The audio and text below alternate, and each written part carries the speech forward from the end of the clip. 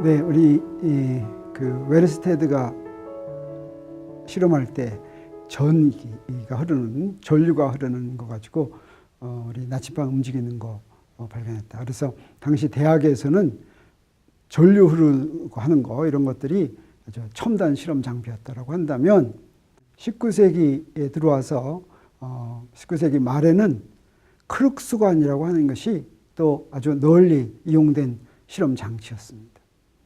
크룩스관은 영국의 크룩스라고 하는 사람이 만든 것인데 별게 아니라 유리관이 있었어요. 유리관을 진공으로 만들었습니다.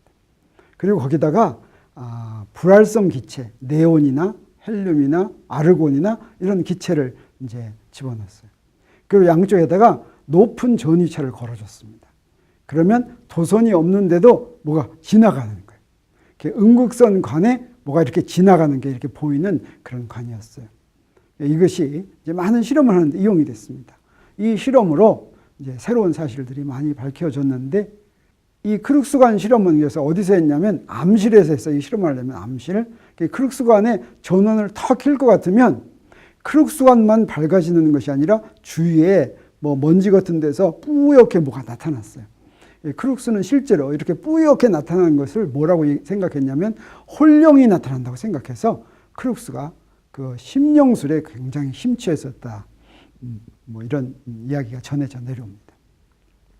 그런데 크룩스관을 이용한 실험이 성공한 사례로 제일 유명한 것이 뭐냐면 19세기 독일에서 렌트겐이 X선을 발견한 것입니다.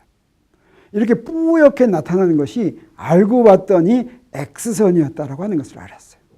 X선은 웬만한 것은 그냥 통과했어요. 빛은 주위에 뭔가 이렇게 장애물을 놓으면은 이게 통과하지 못했죠. 근데 뭐든지 통과해서 이거 알아낸 거였어요. 그래서 사실은 우연히 여기 형광 물질을 바른 스크린이 있는데 그 스크린 근처에 그 렌트겐이 자기 손을 이렇게 갖다 대니까 손의 모양이 생기는 게 아니라 손의 뼈 모양이 생기는 것을 보고서 이제 X선 발견한 것이죠. 그래서 이걸 발표하고서 굉장히 유명해졌습니다. 그냥 유명해졌을 뿐만이 아니라 노벨 물리학상 제1회 노벨 물리학상을 받았어요. 그리고 나서 무슨 일이 벌어졌냐면 19세기에 프랑스에 베크렐이라는 학자가 있었는데, 이 학자는 4대가 아버지, 할아버지, 그 다음에 그 증조부까지 교수였어요. 근데 그런 학자 집안인데 무엇을 연구하는 학자 집안이었냐면 인광물질을 이용해서 뭔가 하는 것이었어요. 그래서 인광물질에서 자기도 무엇인가 발견해 보려고 노력을 했는데, 사실은 우연히 1896년에 거기서부터 방사선을 발견하게 됩니다. 근데 렌트겐이 X선을 발견하고 나서 하도 유명해지니까 많은 사람들이 비슷한 새로운 선을 발견했다는 발표가 많이 있었어요. 베크렐이 방사선 발견했을 때도 논문은 발표를 했는데 사람들이 별로 안 알아줬어요. 베크렐이 한동안은 그것 때문에 우울증에 걸리고 막 그랬다고 하죠. 근데 이것을 누가 더 연구했냐면 퀴리 부인이 자기 남편과 함께 더 연구했습니다. 퀴리 부인은 유명한 사람이죠. 폴란드에서 프랑스로 유학을 와가지고 거기서 이제 파리 대학에 사는데, 거기에 당시 8년 연상이었던 퀴리하고 이제 결혼을 하는데, 그때 퀴리도 굉장히 유명한 물리학자였는데 자기 하던 걸 전부 다 적고 그 부인, 퀴리 부인이 하는 걸 도와줬어요. 뭘 했냐면 베크렐이 발견한 방사선의 원인이 무엇인가 하는 것을 이제 알아봤어요. 그러기 위해서 방사선을 내보낸 물질의 그 원인, 그 원소가 무엇인가 하는 걸 찾아냈습니다. 그래서 그거에 라돈이 바로 그 원인 물질이다. 그 다음에 또 새로운 또 원소도 찾아냈어요. 그래서 거기다가 폴로늄이라는 걸 이름도 붙였죠. 이렇게 방사선의 원인이 무엇인지까지 알아내니까 이제 방사선이 사람들이 인정하기 시작했고, 그래서 그걸로 이제 퀴리 부부하고 이제 베크렐은 같이 노벨 물리학상을 받게 됐습니다. 그런데 이 방사선, 알파선, 베타선, 감마선을 방사선이라고 하죠.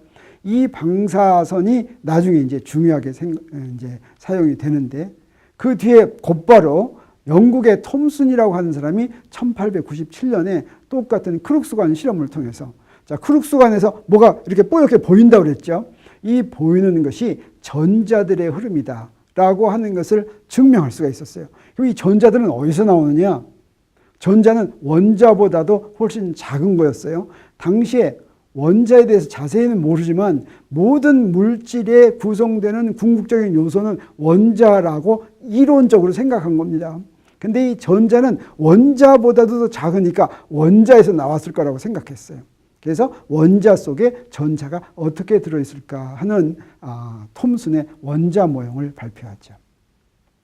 그 뒤에 톰슨의 제자라고 러더포드라는 사람이 있었는데 이 러더포드가 톰슨의 원자 모형이 확실한지를 알아보기 위해서 원자 속을 한번 알아보고 싶었어요.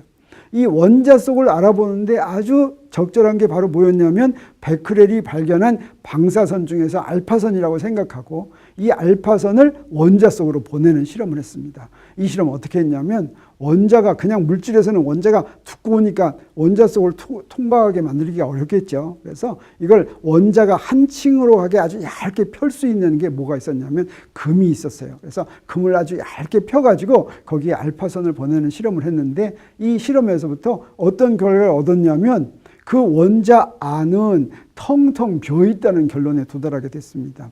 텅텅 비어있고 원자의 모든 질량은 전부 다 원자핵이라고 하는 가운데 양전하가 전부 모여있다라고 하는 원자핵을 발견하게 됩니다. 그래서 톰슨의 원자 모형을 수정할 수밖에 없었어요. 그래서 어떻게 수정했냐면 원자핵 주위를 전자들이 회전한다 이렇게 수정했습니다.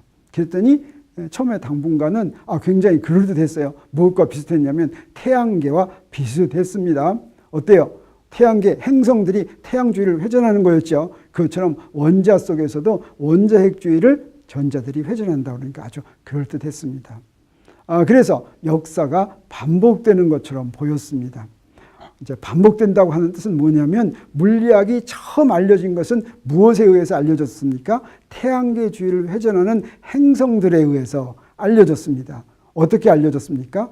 행성들의 운동을 설명하기 위해서 코페르니쿠스가 지동설을 제안하죠. 네, 이 지동설을 제안했는데 지동설을 확인하기 위해서 브라헤가 자료를 모으죠. 이렇게 모은 자료를 어떻게 했습니까? 케플러가 경험법칙을 알아냈습니다. 이 자료들이 설명하는 규칙성을 찾아냈죠. 그게 케플러의 3가지 법칙이었습니다. 뉴턴이 그 경험법칙이 왜 성립하는가 하는 기본법칙을 알아내서 우리 주위의 세계, 뉴턴의 물리학이 완성됐죠. 그래서 우리 주위에서 관찰하는 모든 현상이 왜 성립하는지를 다 설명할 수 있게 된 것입니다. 그런데 톰슨과 러더포드가 맨 처음에 톰슨이 전자를 발견하고 나서 이 전자가 원자 속에서 나왔을 것이라고 생각하고 원자의 모형을 만듭니다. 원자 안을 들여다볼 수 있는 건 아니죠. 그런데 러더포드의 실험에 의해서 톰슨의 원자 모형은 옳지 않다는 걸 알고서 그 안에 이제 새로운 러더포드가 원자 모형을 만드는데 그게 뭐라고 그랬습니까? 원자핵 주위를 회전한다고 그랬죠. 근데 이 원자핵 주위를 회전하는 러더포드의 모형도 옳지 않다고 하는 것이 바로 판명이 났습니다. 우리 나중에 이제 양자핵 배울 때 좀 더 자세히 알겠지만. 그래서 이걸 설명하기 위한 자료가 필요했는데 이 자료는 사실은 이미 나와 있었어요. 브라헤의 경우에는 17세기의 브라헤의 경우에는 코페르니쿠스의 지동설을 반박하기 위해서 자료를 만들었다면 놀랍게도 20세기에는 톰슨과 러더포드가 얘기한 원자 모형에 대한 정보를 줄 수 있는 자료가 바로 나와 있었는데 바로 그것이 바로 뭐였냐면 태양에서 오는 빛의 선 스펙트럼이었습니다. 그래서 옹스트롬과 발머가 이 선 스펙트럼에 대한 자료를 분석했는데 이 자료를 분석해서 경험법칙을 누가 만들어내냐면 리드버그와 보어가 만들어냅니다. 이건 경험법칙이었어요. 그래서 옹스트롬과 발머가 만든 선 스펙트럼에 대한 자료를 그냥 설명하는 경험법칙을 만들어냈는데 이 경험법칙을 설명하는 기본법칙이 슈레딩거와 하이젠버그가 만든 기본법칙이고 이것을 이제 우리가 양자역학이라고 하게 돼서 그래서 원자와 분자 내부 세계에 대한 자연법칙, 기본법칙을 이제 우리가 알게 되는 이런 과정을 거치게 됩니다. 그래서 잠깐 그 과정을 설명하면 19세기의 스웨덴의 옹스트롬은 분광학 분야를 개척한 사람이라고 알려져 있는데 1868년에 태양에서 오는 스펙트럼을 분광기를 통해서 분석합니다. 분광기란 별게 아니라 프리즘이에요. 빛을 프리즘을 통과시키면 빨주노초 파남보로 쫙 이렇게 펴지죠. 이렇게 펴지는데 알고 봤더니 연속 스펙트럼이 나오지 않고 선으로 나왔어요. 이 선에 해당하는 파장이 불연속적인 파장이 나왔는데 그 파장들이 어떤 파장들인가 하는 걸 한 1000여 개를 쭉 이렇게 정리를 해서 지도로 만들었습니다. 그 다음에 19세기 스위스의 발머는 이런 선 스펙트럼의 파장들이 만족하는 식을 하나 찾아냈어요. 이건 그냥 그 파장들을 가지고 이렇게 만들어낸 거예요. 이렇게 저렇게 맞춰보니까 아주 간단한 식이 이렇게 나왔습니다. 근데 이 식을 일반화시킨 사람이 누구냐면 19세기 스웨덴의 리드버그입니다.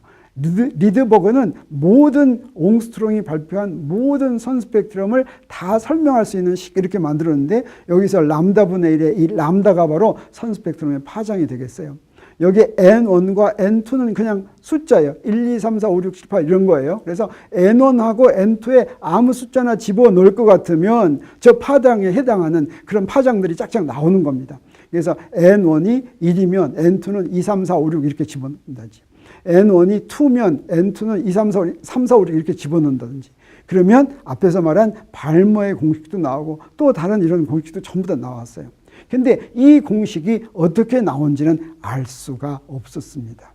그 다음에 그 앞에 RH라고 하는 비례상수가 있는데 이 비례상수의 값은 리드버그가 정확히 구했는데 이 상수가 어떻게 나왔는지도 알 수가 없었어요. 근데 20세기에 덴마크의 보어가 원자 모형을 다시 발표합니다. 1913년에. 그래서 러더포드의 원자 모형이 설명하지 못하는 것을 설명했는데 이때 설명할 때 3가지 가정을 만듭니다. 이 3가지 가정을 만족하면 뉴턴 역학을 이용해서 리드버그 공식이 설명하는 것을 잘 설명할 수가 있었습니다. 이것은 우리가 2학기 마지막쯤에 우리가 어떻게 하는지를 보여주겠어요. 근데 아무튼 보어가 이것을 설명했는데 그렇지만 이 보어의 가정이 왜 성립하는지는 알 수가 없었습니다. 이것이 마치 케플러 법칙에서 케플러 법칙의 설명은 잘하지만 왜 성립하는지 알 수 없었던 것이나 마찬가지라고 얘기할 수가 있겠습니다. 그래서 17세기에 시작한 뉴턴 역학, 그리고 18세기에 쿨롱 법칙으로부터 시작해서 19세기에 맥스웰이 집대성한 전자기학, 이렇게 구성된 물리학이 자연현상을 완벽하게 설명하는 것으로 보였죠. 그런데 이 고전 물리학이 완성되었다고 믿고서 우리 인간이 자연을 정복했다고 믿을 때 고전 물리학으로 설명할 수 없는 현상들이 하나둘 나타나기 시작했습니다. 그 첫 번째가 바로 상대성 이론에 해당하는 것이었고 이 두 번째가 바로 원자와 분자 내부 세계에 해당하는 것이었어요. 근데 그것은 마치 자연 법칙을 구성하는 많은 조각으로 이루어진 퍼즐 맞추기에서 마지막 한두 개가 맞지 않아서 전체적으로 조각들이 약간씩 빗나가 있는 것을 깨닫는 것과 비슷했습니다. 그래서 이것을 아는 데는 다시 말하면 상대성 이론에 해당하는 것과 미세계에 해당하는 것을 알기까지는 무엇이 필요했냐면 뉴턴의 물리학과 맥스웰의 전자기학을 완벽하게 아는 것이 필요했습니다. 이것을 완벽하게 알아서야 비로소 이렇게 뉴턴의 물리학이 맞지 않는 세상이 있다라고 하는 것을 알게 되고 이것을 해결하는 과정에서 또 한 단계 도약이 일어나는 것입니다. 그래서 20세기가 시작되면서 물리학자들은 이 퍼즐이 맞지 않았던 이유를 찾아냈습니다. 이렇게 밝혀진 물리학이 양자역학과 특수상대성 이론인데 이 양자역학은 미세계를 설명해주는 기본 법칙이었고 특수상대성 이론이 일반 상대성 이론으로 일반화하면서 우주론을 우리가 알게 된 것입니다. 그래서 우리 다음 시간에는 이 우주론을 어떻게 알게 됐는가를 간단히 소개하고 이번 주 강의를 마치려고 하는데 그리고 다음 주에는 이제 물리학으로 들어가게 될 것입니다.